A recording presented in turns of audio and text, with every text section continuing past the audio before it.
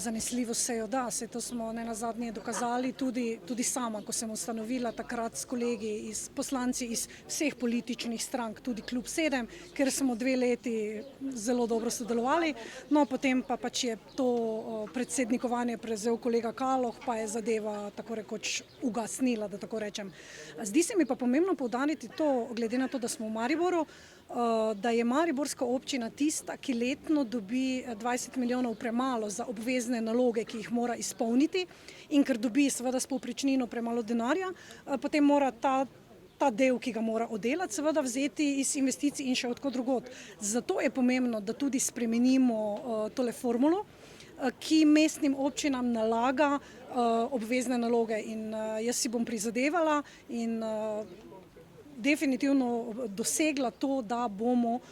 tole formulo, kar se tiče razdeljevanja denarja za mestne občine, spremenili. Namreč bila je nekoč debata, ali poseben zakon za mestne občine ali sprememba te formule, in v LMŠ menimo, da je sprememba formule čisto dovolj.